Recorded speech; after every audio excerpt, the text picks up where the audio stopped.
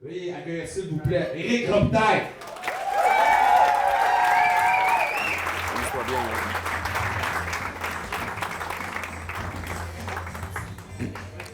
De toute façon, j'écoute pas Radio-Canada, moi non plus, j'écoute Le Loup.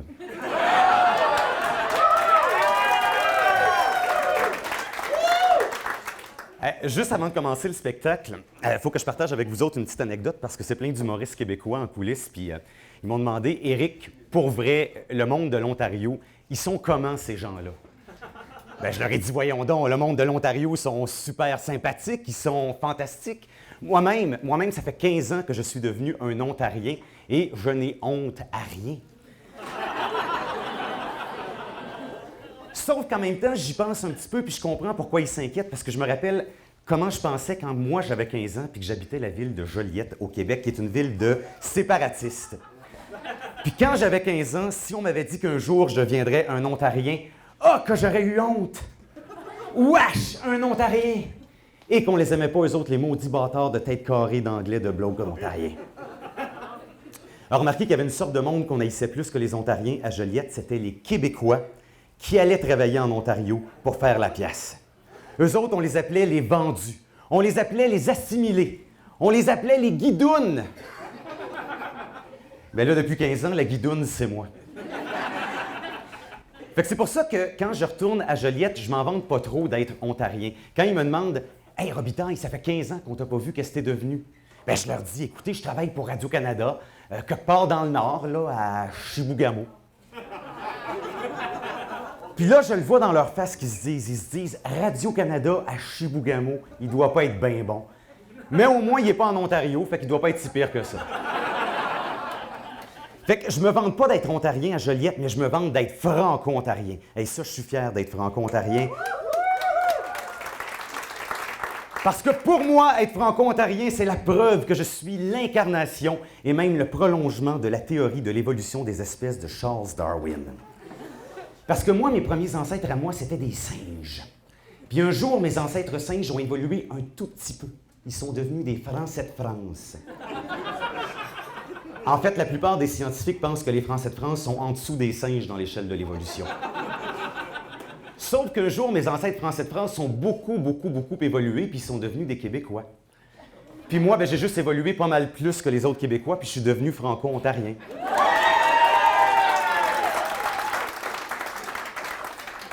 Sauf que pour moi, ça n'a pas été facile de devenir franco-ontarien parce que je ne suis pas devenu franco-ontarien à Hearst, tout le monde parle français pour de vrai. Je suis devenu franco-ontarien à Sudbury, dans cette ville horriblement bilingue, où on parle français et anglais parfois dans la même phrase. Puis ça crée des problèmes de confusion linguistique. La première fois que j'ai voulu commander une bière à Sudbury, c'est au Peddler's Pub. Fait que je me présente, il y avait des collègues de Radio-Canada qui avaient une table, mais moi, je suis allé commander au bar parce que c'est la première fois que je commandais en anglais, j'étais nerveux. Fait que je vais voir le serveur, puis je dis « Hi, I want a beer, please. » Fait que là, lui, il réalise que je parle pas tellement bien en anglais. Il décide de m'aider puis d'essayer de parler en français.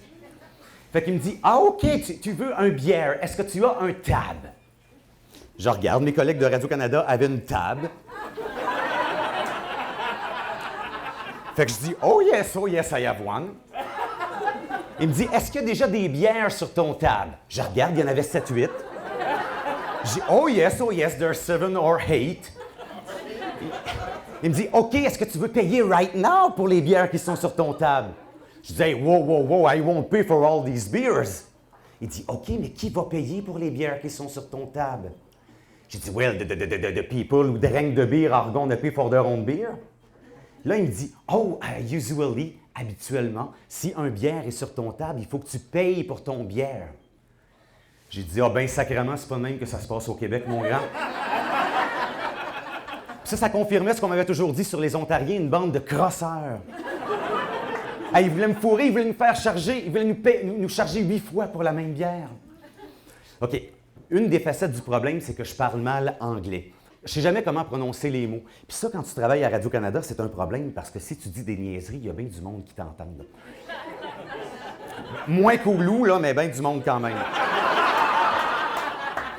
Fait que, un des premiers bulletins de sport que je fais, fallait que je dise que les Maple Leafs de Toronto avaient gagné. Fait que je disais à mon co-animateur Roger, hier, les Maple Leafs de Toronto ont battu 6-3 les Blackhawks de Chicago. Fait que là, Roger, il a un petit sourire, puis il dit « On apprend des affaires, mon Éric. T'aimes ça, toi, les Blackhawks? » Ben, j'ai dit « Roger, c'est pas que j'aime les Blackhawks, mais je les regarde de temps en temps. » Il me dit OK, mais on va se parler franchement. Tu joues-tu dans cette équipe-là?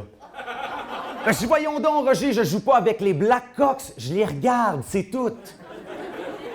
Il dit OK, mais toi qui les as pas mal regardés, tu vas me dire ça. C'est vrai qu'ils ont des problèmes de bâton élevés, les Blackhawks?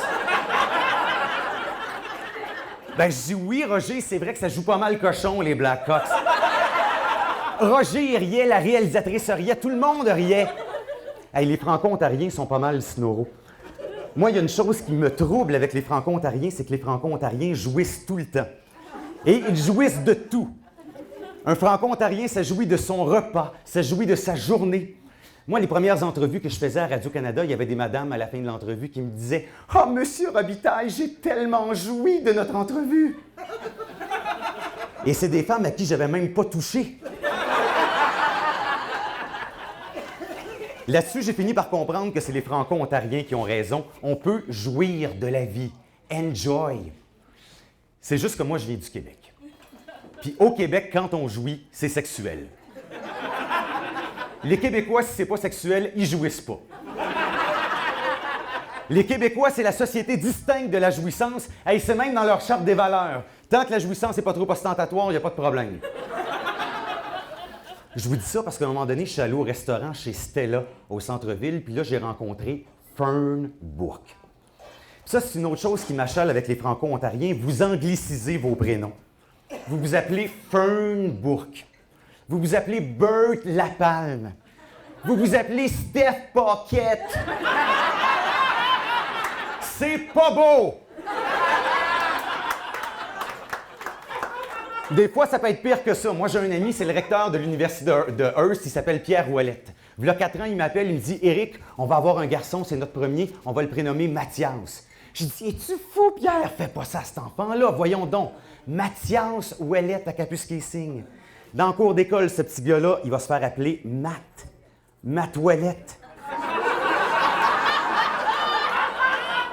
En plus, c'est le fils du recteur de l'université. C'est sûr que ça va être une bolle. Ils vont dire « Ma toilette, c'est une bolle. » Vous voyez à quel point c'est dangereux, la confusion linguistique.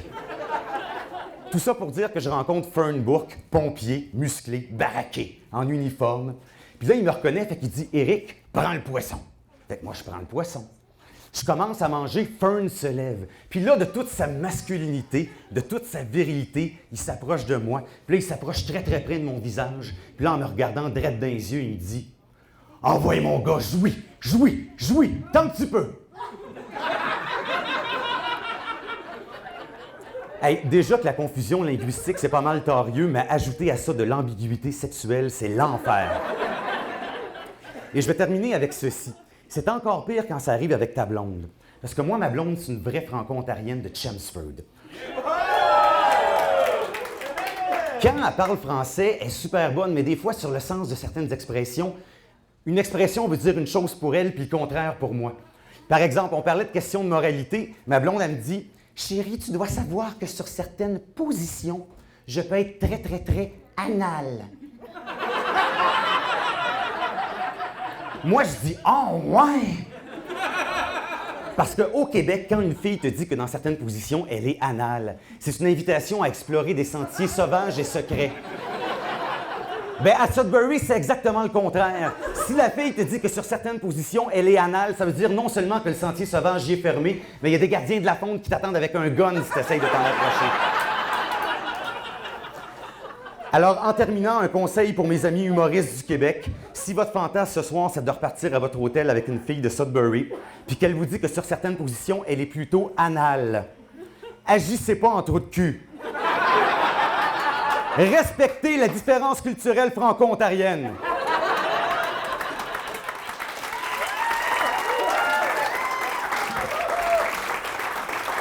Messieurs les Québécois, évoluez.